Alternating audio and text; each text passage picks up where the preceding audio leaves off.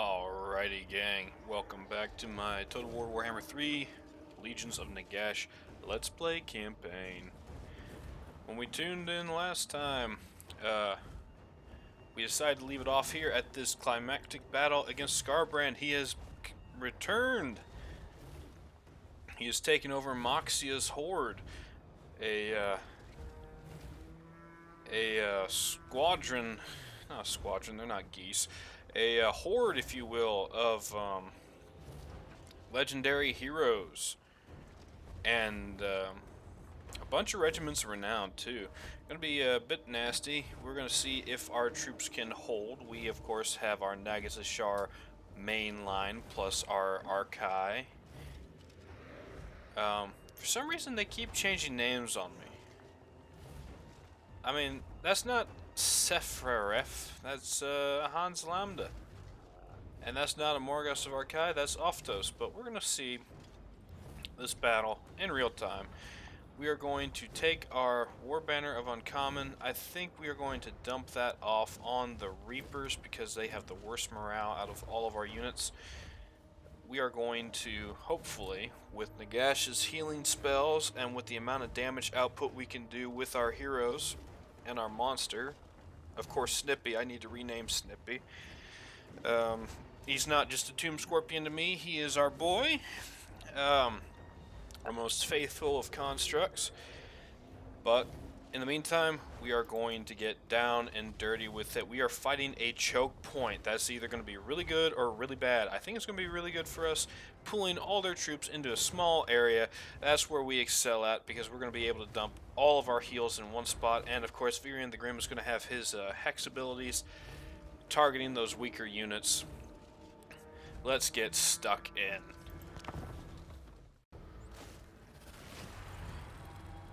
Alrighty, gang, first battle of the episode, and it is a doozy. We, Nagash's Legion, march to war against Skarbrand once more.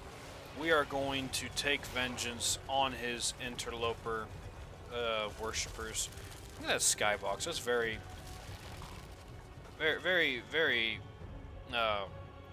cinematic. On this red mesa here, we find ourselves. The enemy arraying quite an army against us. Lots of regiments of renown. Forsaken of Khorne doing an insane amount of damage. They got those Brutes of the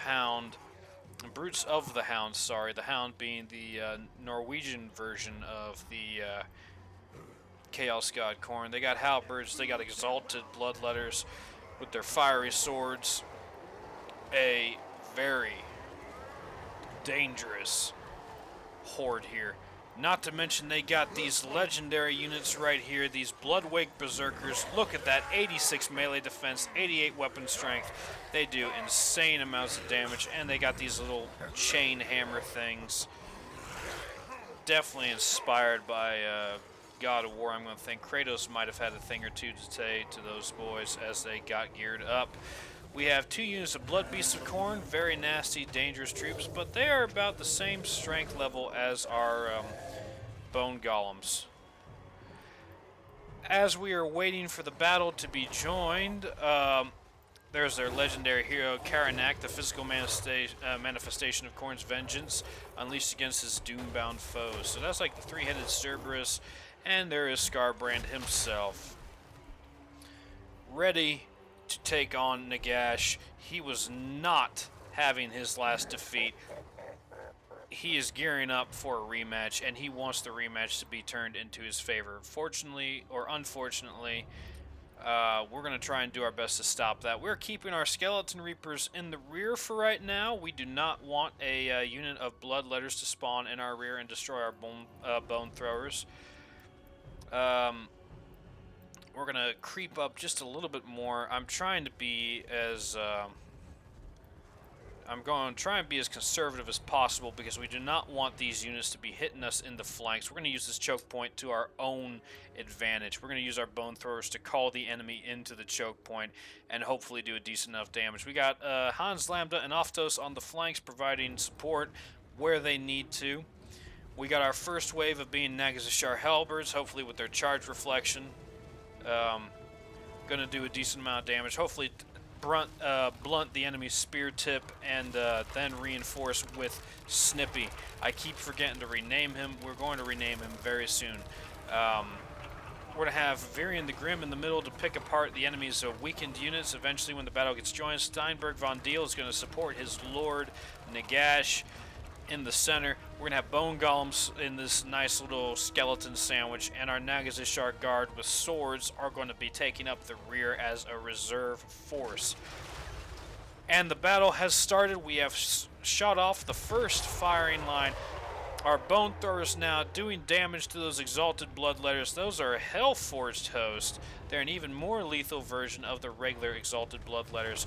And look at this charge now. We're going to try and do our best to pepper them as they come in.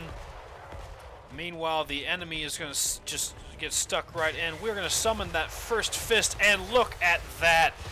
Pop goes the Weasel, and he has lost all but 900 points of health. What an insane damaged single entity spell. We just right-hooked that man, and he is dead instantaneously. Skarbrand has got our boys to rage. He is going to make our formation crumble apart. We're going to get our boys, and we're going to have Hans Lambda and Oftos now just ripping apart the enemy. We're going to summon that Soul Siphon there to heal our units around the formation there. We're going to send, we're going to have Oftos poke Skarbrand in the leg a little bit, and Snippy as well is taking damage. He is not going to have any of it. He's going to be clipping at the toenails of Skarbrand. Meanwhile, battle has joined. We are going to be thrown everywhere. Those Forsaken and Blood Worshippers. Nagash himself peering over the battle. He is going to be slaying interlopers left and right. Their souls are going to go. And we're going to send in a fist into Skarbrand, and he is not going to like it. He's like, what the heck just happened? Am I dying again? Yes, you are. You have perished to the mighty fist of Nagash. What an insane spell. With that, a lot of his demons are going to crumble. The leadership has collapsed. They did not know what happened. They do not like what has happened. Their lord has fallen in battle once more, leaving them to stick it out with the undead. We are absolutely tearing them apart. Varian the Grim has summoned skeleton reapers from the corpses of the Khornate allies. They're going to do what they can to cleave these Khornate worshippers and reap their souls.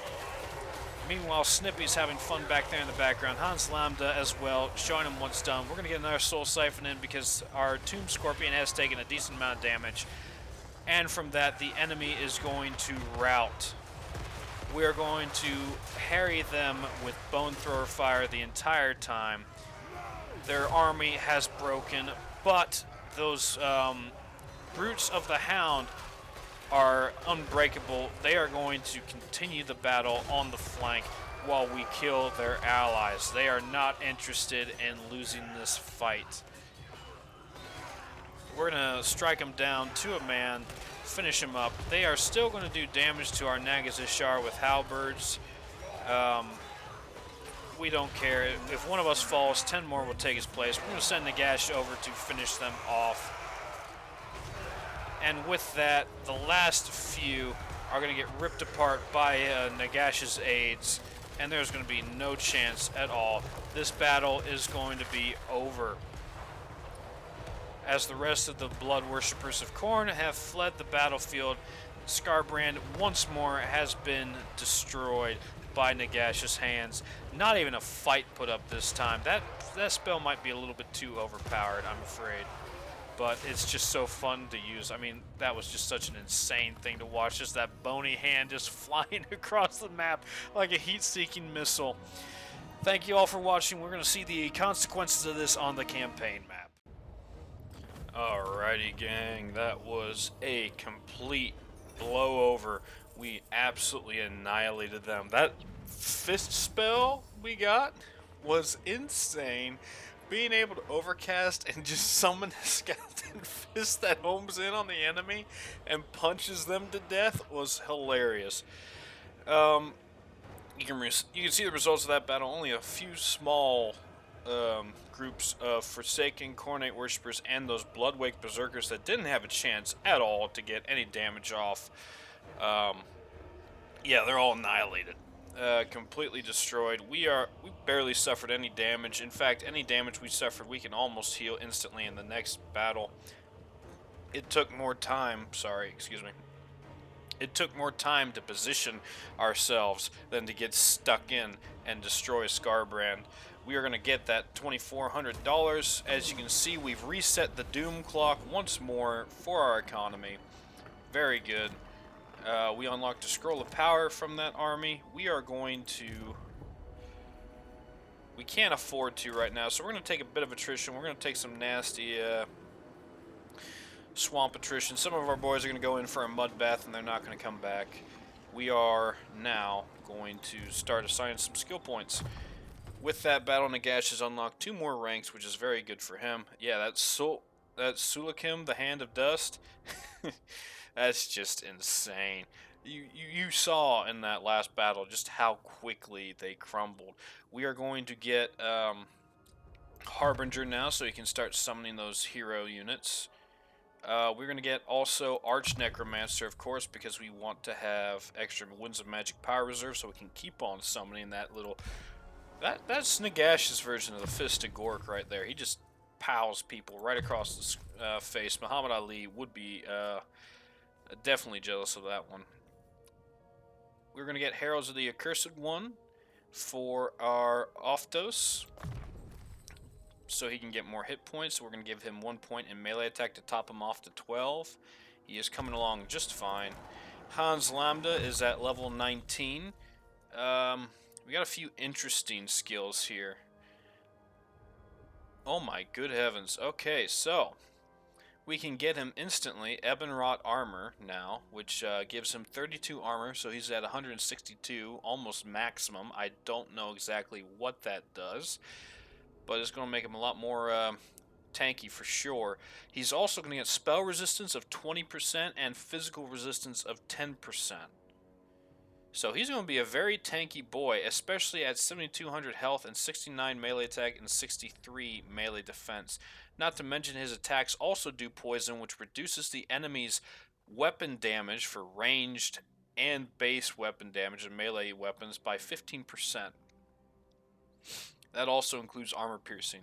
So he's got bonus versus large as well. So this Hans Lambda is becoming an absolute beast. We could probably try and test him by having him fight armies by himself, but I'm not that cruel. I strengthen and reward those around me, not punish them. But who knows? Maybe I'll turn more malevolent as the turns go on. Gift of Oblivion is another interesting skill point we're going to look at right now.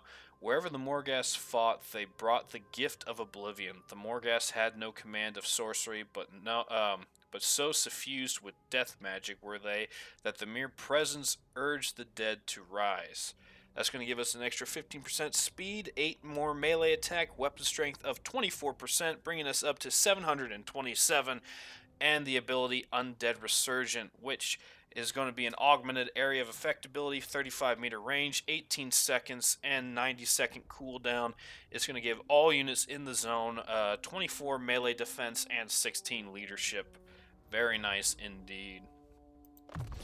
As you saw in that last battle, we had Lambda and Oftos kind of anchoring our flanks there, providing support where they can. And Steinberg von Deal, you, sir, have a skill point. You've already got your max amount of mounts. You're already at a decent melee attack and defense. I think what we're going to start doing is going to make you hit harder. We're going to give you more weapon strength, buddy. Going to make it so each strike of your blade stings just a little bit more. So yeah, unfortunately, Nagash overextended himself, and he's going to lose a few men in the... He's going to lose a few men in the swamps, but once he gets out of that little craggy island zone, he's going to move west and attack from the rear the last 3 provinces that Khorne possesses. I believe Skarbrand only owns those last 3. No, he has 4 settlements. You can see at any time if you like. If you also hit the keyboard keys, you cycle through factions based off of their first letter of their title. But I didn't see it through the fog of war. There is one last settlement up here in the northwest by Black Gulf. We are going to focus on their main walled settlement. We're going to attack from there, and we're going to come back around to Stormhenge and Gorgonzola, probably. We're going to give all these to our vassal. We want to make sure we have a nice screen of territory. Like I said, we're going to focus mostly on the south. I'm going to take a moment and we're going to look at our objectives here right now. We got a few territories left. The uncivil war, be at war with the court of Libas. Liberas, they're a faction over here on the other side of these mountains. We're not going to be able to reach them just yet because that means getting through the dwarves, and unfortunately for right now, we just do not have the army strength for that. Mightiest Fortress, of course, build a settlement up to level 5. We don't have that yet. Ascend to Godhood, we need to have Morkheim, Lamia, Khemri, the Awakening, Castle Drakenhof, and the ancient city of Quintex. Quintex, oh my good heavens, it's all the way over. This is going to be a long campaign indeed. We have to have Quintex, we have to have the Awakening, so we're going to have to cross the sea and take all that. Fortunately, a lot of our cities are relatively nearby, but that's not going to help us for the rest. Warpstone Mines holds 16 settlements. Mortarch Abyss. Mortarch of the Abyss. Move a character to the Jungle of Webs. Mortarch of Despair. Krell. We have to kill 15,000 enemies in battle. We're a third of the way there. Mortarch of Shadow. We have to... This unlocks Vlad von Karstein. We have to move an army to Castle Drakenhof, which we could probably do now that we have Neferata all the way up north. She could probably spawn a hero. Who wishes the red kiss? I would rather not Neferata. The red kiss sounds kind of painful. We can't recruit any hero units yet, but we could probably... Ready. We could probably detach Sekatafish, or Sectfish. We're going to rename him to something a little bit more palpable. Yeah, we could probably send him through the mountains to Castle Drakenhof to unlock Vlad von Karstein. That's Mortarch of the Shadow. Mortarch of Night, of course, is Manfred von Karstein. In order to unlock him, we have to destroy the Cult of Sigmar. I don't believe they have any more settlements. Let's take a look-see.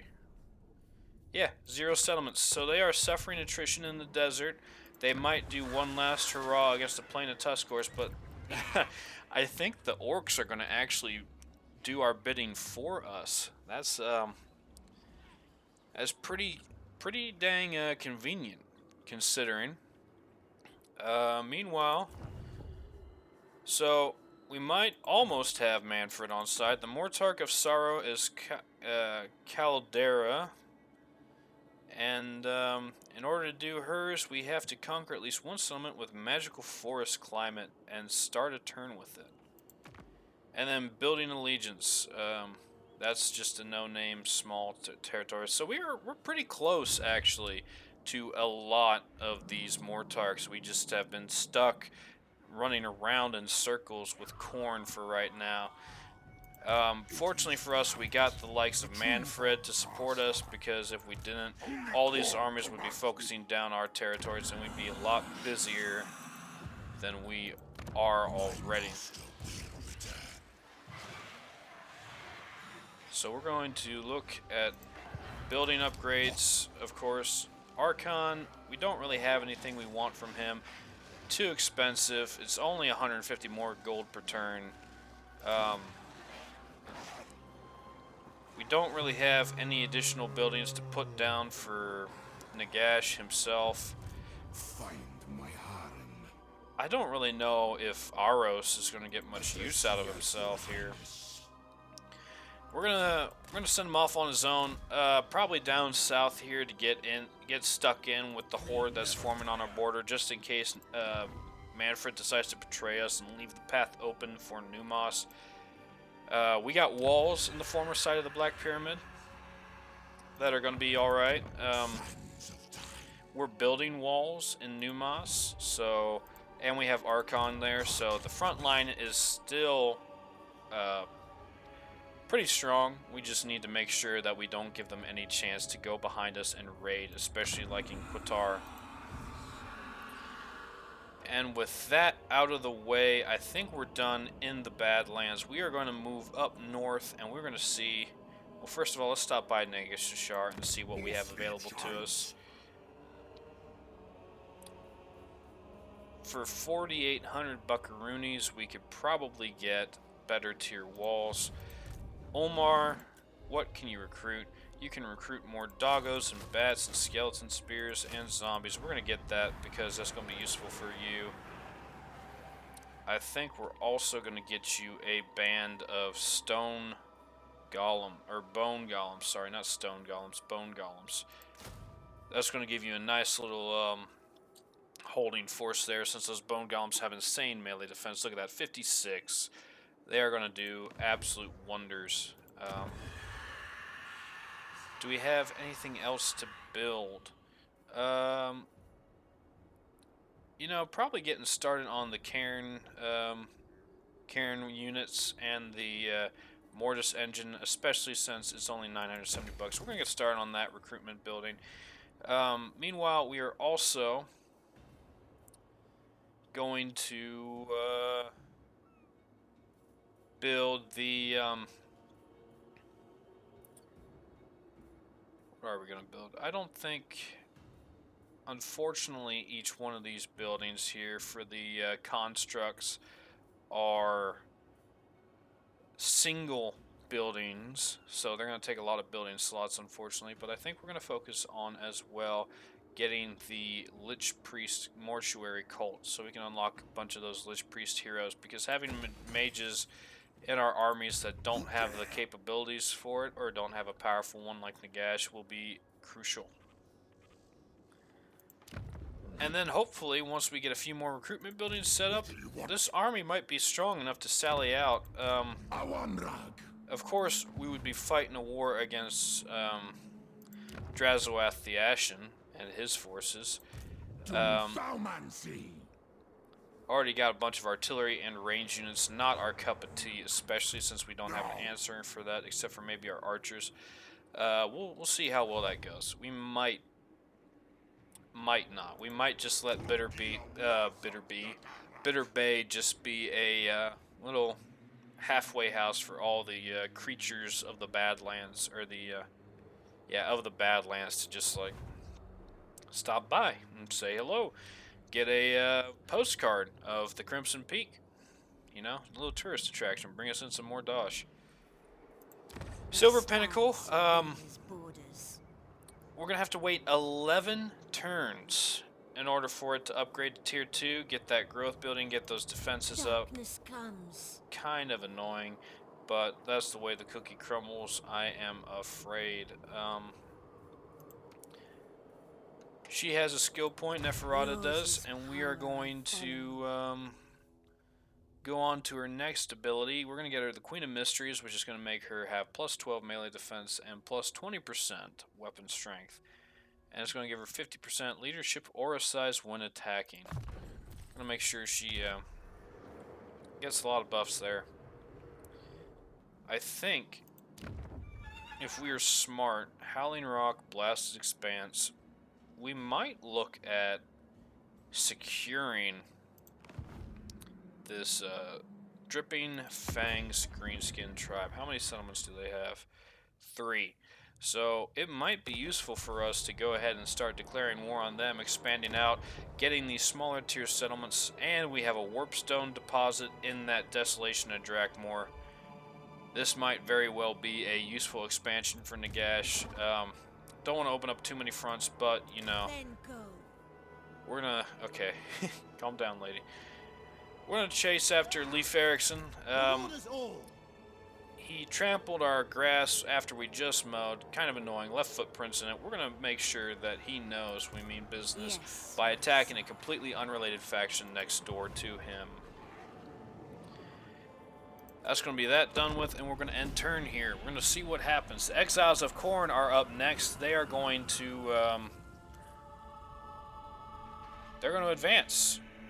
And they're going to scare Manfred. Not a good start. This is, oh, they killed Manfred. Not a good start at all. Oh, they killed both his armies. Well, that leaves the front gate open to, Fregnus the Godslayer. Not a good start at all. And there's Emmerich. Look at him on his beautiful... is that a Star Dragon? I think that's a Star Dragon. Emmerich has a bunch of quest battles to unlock an insane amount of dragons. He is the Game of Thrones equivalent to... what's her name? Darcy? Khaleesi? I can't remember. I never really watched it myself, but YouTube shorts have pretty much explained most of Season 1 to me, of course.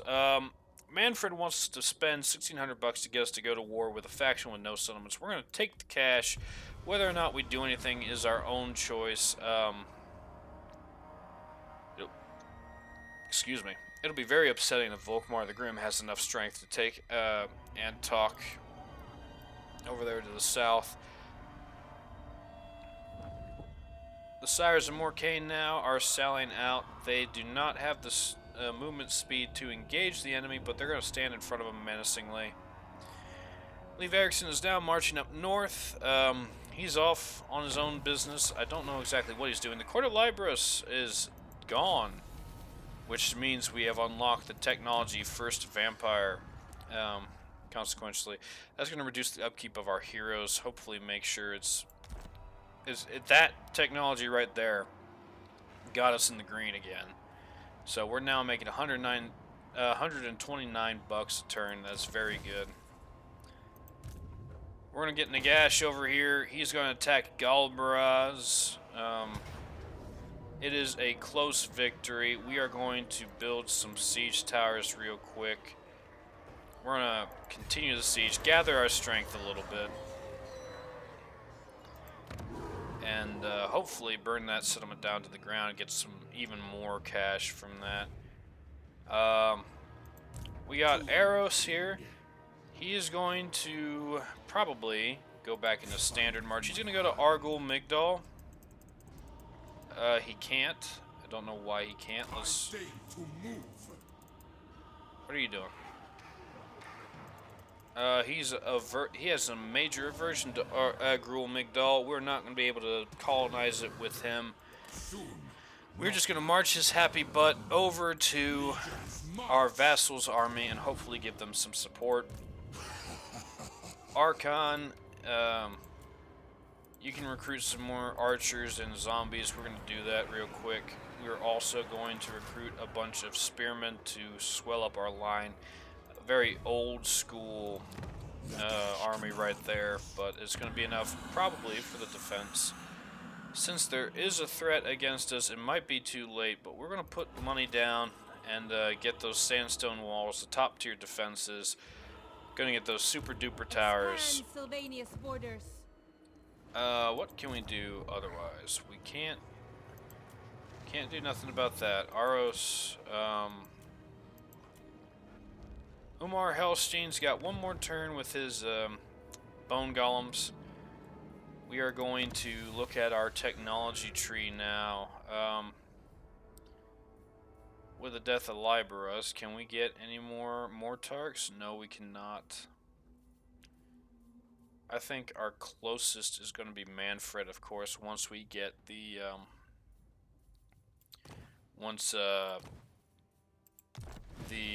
Cult of Sigmar goes down. Impossible.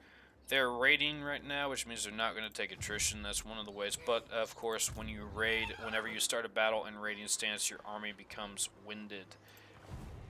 They reduced that penalty. It used to be tired.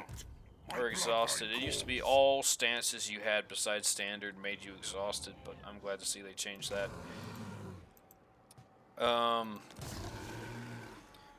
We aborted the Uncivil Civil War. I don't know if we get the points from that or not, but we are going to try. We got research available. We can either grant stock to Neferata, or we can increase the hero success chance and the hero recruit rank +3 for vampires. I think we're going to save our money. Those don't look like too big of a bonuses for us. Unfortunately, a lot of these bottom techs are locked by buildings, and we do not have those buildings. Charmed attacks for all vampire heroes. Ooh. Yeah, we're gonna... Blood Zone. Enables charmed attacks for all heroes. Reduces upkeep of Blood Knights and Mortal Engines by 10%. Melee attack +10 for all Blood Knights. That'll be useful. We're down to $40 a turn. Definitely having our cake and eating it. We just cannot seem to save our cash up. We're gonna end turn here. See what happens. And the Khorne are sallying out. Let's see what Fregnus does. He's going to come towards us. You know, it's a decisive defeat. We have a legendary lord.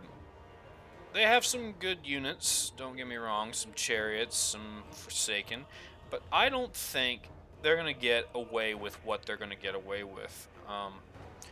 We're going to punish them for this battle. We may lose, but we're going to take down as many of these SOBs as we can. I'm going to get a quick save here, and I'm going to see you all on the battle map. Alrighty, gang. Our summoned army by King Aharos is going to attack and hopefully weaken this enemy, Fregnus, the Godslayer. He's going to start out the battle with a fireball. I'm going to rip apart our zombies a little bit. Unfortunately, King Aharos doesn't have any sort of magical spells. He has a bound spell for Abyssal Swarm. We're going to see how well that plays out. We're going to advance a little bit. We're going to have our zombie horde just tar pit the enemy as they advance. Meanwhile, our skeleton spearmen are going to cover the flanks. We're going to have the Nagash guard as the retinue for King Aharos. My biggest threat right now is all the heroes. Scylla, Angrafim. We got Scar, Bloodwrath. Look at that beast go. I don't even know what he is. What that guy even is. These things are going to do tremendous amounts of damage to us. They're going to just rip us apart. Our Spirit Host is in the battle, but I don't know how effective they're going to be because the enemy has magical attacks. I'm going to see how quickly, and already look at that, the Spirit Host is almost gone already. Meanwhile, we're getting ready to receive their Chariots of Khorne on the flanks and their doggos. Meanwhile, our zombies are just going to try and tar pit the Bloodletters and the Forsaken. And their Scylla Angrafrim is going to have one heck of a time just moshing us to bits. These zombies bleed, and the Khorne worshippers are going to enjoy that heavily. Meanwhile, King Aharos and his retinue are going to try and do what they can to scar Bloodwrath. He's got the Horn of Khorne, which is going to give him even more melee attack. He's up to 119 now, at striking with each individual blow. The Khorne chariots are in our rear line. They're going to be ripping apart our only unit of skeleton archers. Nothing we can do there. Our skeleton troops are going to try and tar pit their flanking, cycle charging dogs and chariots. We're not going to be too successful with that. Our zombies are going to be more successful with that, honestly.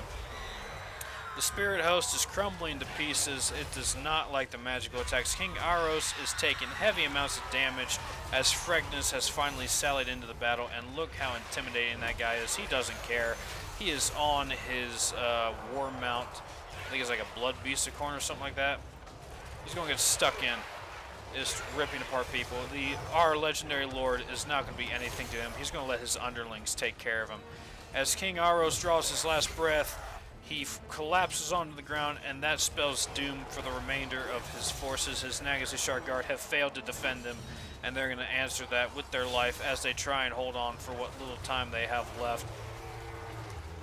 And this army is going to collapse. Fortunately for us, we have Berserk that's going to keep our zombies in the fight a little bit longer. These Khorne worshippers are definitely proving why they have a more favorable role on the balance of power for auto-resolves. You know, I didn't even notice that. He's got like a little dragon thing on for his tail. What a horrendous creature indeed. Yeah, look at that. He vomits lava out of his tail, too. What a horrifying creature. That's the end. That's our troops sundered. That is going to be a Khornate victory, avenging the loss of Skarbrand again. But will that have any consequence on the campaign? We will find out. Stay tuned. Alrighty, gang. So we saw just how and why these Khornate worshippers are able to get auto-resolve so heavily in their favor. We got massacred, and that's putting it politely. Granted, there was a host of mostly zombies and skeleton spearmen. A lot of our kills were from the skeleton spearmen. That Fregnus the Godslayer had a fireball spell, the Ruby Ring of Ruin, that really did legendary effects. Has plastered our boys to pieces, but we killed about a quarter of their army, so not too good of a performance, I'd say. I don't want to spend 2,500 men every time we go to battle. And the enemy is going to sally out for some reason. We've already seen this type of battle before, just a bunch of Khornate bloodletters and warriors. We're going to auto-resolve it. Get those casualties. We lost 145 boys. We almost lost our Tomb Scorpion. That was kind of dangerous. We're going to get the cash. We are going to loot and occupy for right now so we can stay in the settlement and gain replenishment rate. We need to get our boys back up to strength as soon as possible. Astragoth Zurahur has made his presence known in the north. Drazuath and Emmerich having a legendary showdown, and Emmerich absolutely annihilated them. Look at that. Bitter Bay has been claimed for the High Elves of the Badlands. I am scared to think of what type of units they have in their army that they could destroy 3 armies of Chaos Dwarves. We're going to get a trade agreement from Luther Harkon, of course. Sounds good to me. Increasing our money all the time is a good thing. Yep. That's exactly what I was afraid of. Volkmar the Grim has resurged from the south. He has taken Antok from the enemy. And now we have the Slayer King to worry about in Neferata's backline.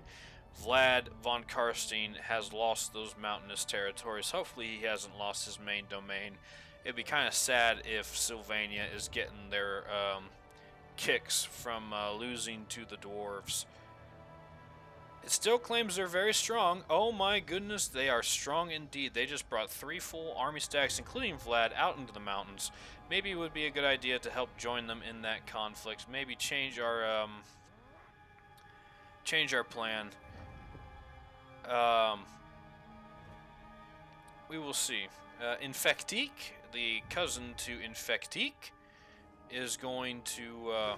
oh wow, okay, cool. So the Ghoul King has taken vengeance for our army and has destroyed one of them. Not Fregnus the Godslayer, of course, but just one of the roaming bands of Khorne. Leif Erikson has moved up north. I'm kind of nervous about what forces are in the north that Astragoth Zurahur has not taken any of his home province. Victory over Khorne. They came to spill blood and take heads, but the Blood God's forces were served ignominious defeat instead. Khorne's revenge will be terrible when it comes, however. Achieve victory over Khorne multiple times, plus 5 leadership when fighting Khornate factions. Very good, Nagash. You deserve it. Archon, of course, is getting Master Mason. He's got that completely maxed out, which means that income from all buildings plus 7% local province, and construction cost minus 7% for all buildings local province. I wonder if that applies to his, I wonder if that applies to his domain. That just shows us upkeep. We are going to take Archon because Fregnus is in March stance. We're going to take Morcon and we're going to see if we can't answer these fools for their transgressions. And look at that. See, already instantly getting our manpower back. We're going to take Nagash.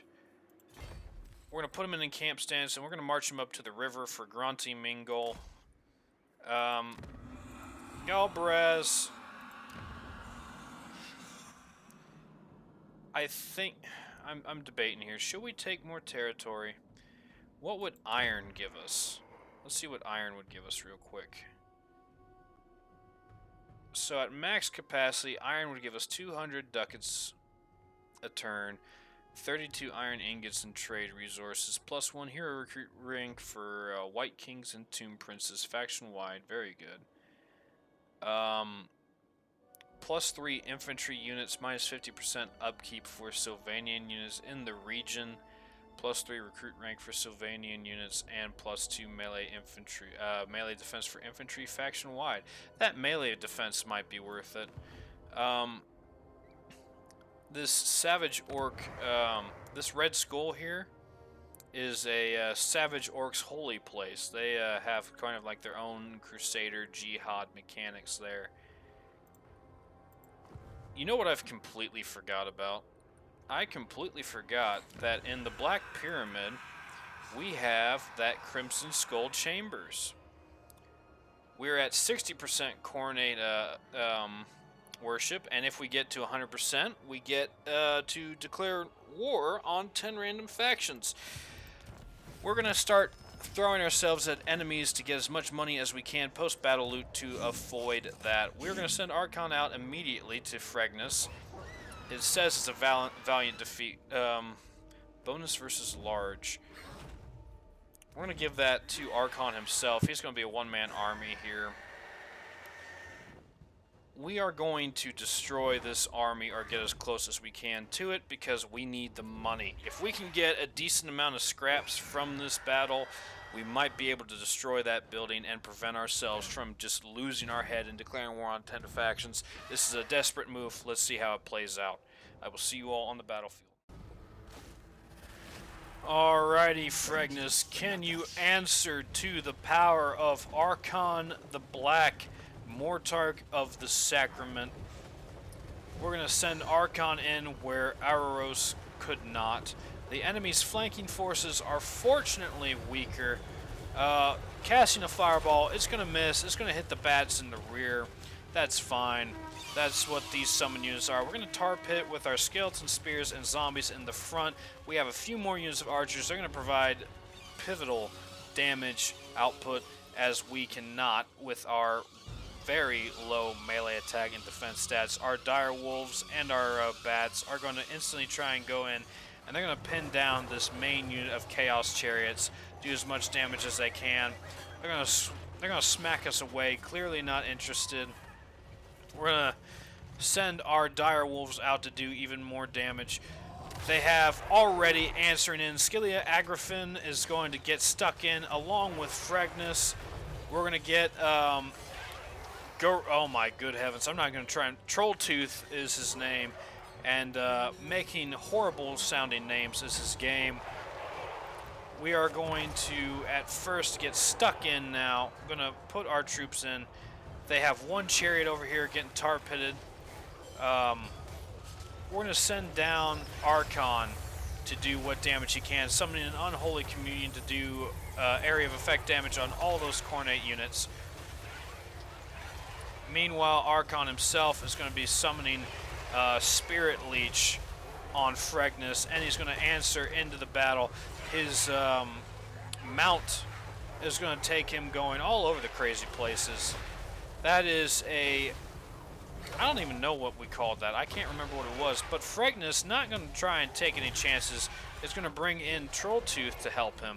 Fortunately for us, because they're in March stance, they're very tired, which is going to reduce their melee attack by a bit. But of course, Khorne does not care. They're going to have perfect vigor. Archon himself is going to get stuck in, hopefully do as much damage as he can. He's already taken a bit of damage, but fortunately because of the zombies, he's going to be tar pitting an enemy. Speaking of tar pits, this Bloodcorn chariot is going to be stuck in. He's not going to be able to escape this. He's going to perish. They're going to send in their Khornate dogs that managed to pull away from our horde. Fortunately for us, we've kept their units from flanking us for now. And we're going to focus our archers on Skillia, try and do as much damage as we can to him. The melee infantry is not really my concern. We're going to try and keep these units here stuck in as much as possible. Fregnus himself summoning Foe Seeker, but just swarmed by enemies. He's going to try and pull out of there. We're not going to let him.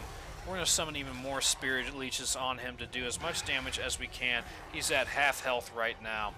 If we can get him to die, we can turn the battle in our favor. He's going to send a fireball over to our dogs. Not a good time. They're going to start crumbling. Scar Bloodwrath now is taking his vengeance on all those doggos. Look at these corpses, but they have done their duty. They have held on as long as they can. We're summoning another Unholy Communion on the enemy's infantry forces. Our archers are doing their job, taking out Skillia. We're going to focus fire on that Chariot of Khorne as well. Do as much damage as we can. And, of course, Fregnus is doing... Now that it's just Fregnus and Arkan fighting on the sands, we're going to have our archers focus fire on him, do a little bit of extra damage off the top. We already have our regeneration popped from our Potion of Healing. Going to get Archon back up to top. Going to give him a little bit more durability in this battle. We do not want him to pass. If Archon dies, this army is useless. So we're going to try and keep him in the battle as long as we can, do as much damage as we can. He's going to summon units of skeleton warriors to his aid to keep the attention off of him, while Fregnus is too busy attacking his underlings. Meanwhile, that Chaos Chariot is going to try and cycle charge us. We're going to focus all of our archers on destroying it. We're going to do a decent amount of damage. Skillia, of course, having the energy taken off of him, is going to continue to enjoy mashing our zombies and spearmen to pulp. Him and Scar Bloodwrath are going to just absolutely annihilate us with those weapons of theirs. We're not going to have any answer for it. We don't have any answer for it. Our only answer is Archon the Black, and he is too busy soul siphoning and spirit leeching the enemy lord. We're going to have him attack Troll's Tooth because Troll's Tooth is the weaker of the two targets.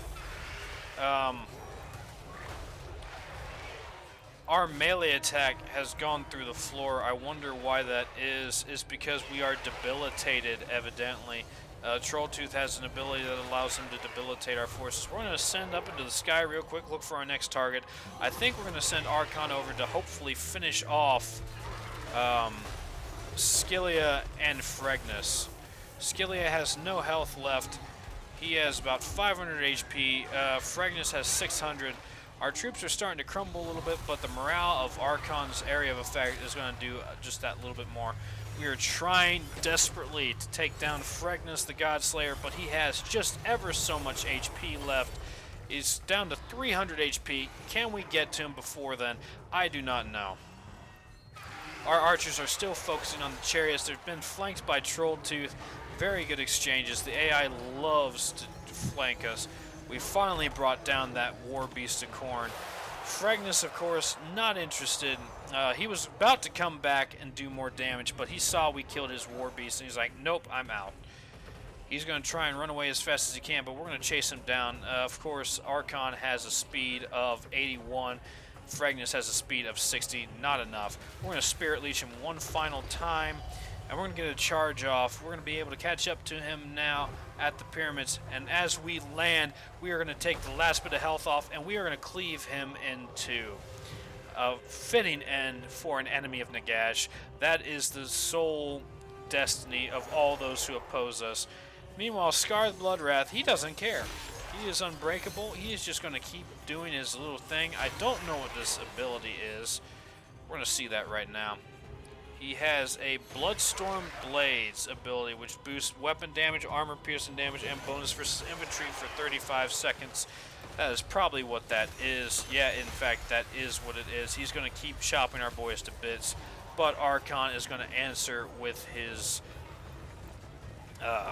staff, I guess, and his what looks like a griffin. I don't know what that was. I think Scar might have pooped his pants as he's starting to run away. And finally we have taken vengeance on that Khorne army. Because they are in marching stance, this is the last resistance they can put up. They are done. They are out of the game now. We have destroyed so many legendary heroes from this, and hopefully have saved Numas and the Black Pyramid's former site. Let's see what the consequences of that are on the campaign map. Pyrrhic victory indeed. We lost a lot of zombies and skeletons in that battle. We got a Lichbone pendant, which enables magical attacks. That'll be very useful. We almost lost Archon there. Very close. Fortunately for us, he had that potion of healing. Very, very close battle. We're going to take the money and run. And fortunately, because they were in marching stance, they are now gone. We won't be seeing their kind around here any longer. We're going to put ourselves in entrenched in camp stance. We're just shy. We're about 1,100 gold shy. Let's see if we can't make any quick deals. The Awakened won a non-aggression pact. Let's get some money. Or just cut you. Calm down, Luther. Put the knives away. We're going to get 160 bucks from that. Clan Morbidius. Master of this clan. Not interested. We can't get money from anything else. So we are 800 buckaroonies shy of... In fact, can we cancel construction? Yes, we can. We canceled construction of our defenses, and we have just enough. We can finally destroy that location. It is gone. The looming threat of declaring war on 10 random factions is no longer our burden to bear. Whew, that's a load off my shoulders. Yeah, we are going to probably end the episode right about here. We have gotten ourselves a pretty good foray. We are right outside of Granti Mingdol on the river crossing. Fat fingered that one. Oh, we forgot to give Galbaraz to our allies. Let's see if we can. Where are they? Where's our vassal at? That's so many people now, it's making it hard to keep track of it. Sires of Morcaine. Can we transfer a settlement? Yes, we can. Smells like grave rot, an unfortunate disease. Perhaps I could supply a cure. No, thank you. I'm good. I just want to sell you a rundown ramshackle. They're gonna give us 334 bucks for that. I think that's a good deal. Let them pay for the upkeep. And plus the AI, more settlements, more money. Our vassal income is about 322 right now, but that's going to go up the more people we vassalize. We will now. Of course, there's no more research right now that I'm willing to spend money on, unfortunately. In terms of buildings, it's just mostly horde buildings for right now. I want to keep our money. We are so close to making a permanent positive income that I don't want to ruin that right now. It is victory. At a price, though. You lost about half of your army there. We got skill points to assign real quick. Steinberg von Deal is going to get even more weapon strength. Omar Helstein is going to get the Curse of Undeath so he can regenerate when he's casting spells. Nagash himself is going to get Master Arcane Conduit, which is a passive ability. It's going to increase his power recharge by 120% and reserves per second by 0.1. It's also going to give him another 30% spell mastery. As you saw in that very first battle, his spell mastery was like about 150%. So we're getting close to his spells doing like 200% their usual damage. Going to be very very potent indeed. So he's coming up Millhouse. He's getting ready. This is going to be a great. This is turning out to be a great test of his abilities, because once we start getting up north where the enemy armies are expansive, is going to be a challenge indeed, especially now that we are reaching Gorbad and the Iron Claw orcs. One of the newer factions. He has quite a terrifying retinue. We're going to see in the next turn. So I thank you all for watching. Tune in next time as we start turn 43 and we wrap up the rest of these Khornate fools. We're going to start pushing up north. I have yet to decide Neferata's fate. I think we will stick with the original plan, seeing as how Vlad von Karstein has responded to the interlopers. Ungrim Iron Fist. That's a nasty army. We're going to focus Neferata on... Expand Sylvania's borders. Yeah, exactly that. So, thank you all for watching, and tune in next time to see what we get up to as we start our Undead Crusade.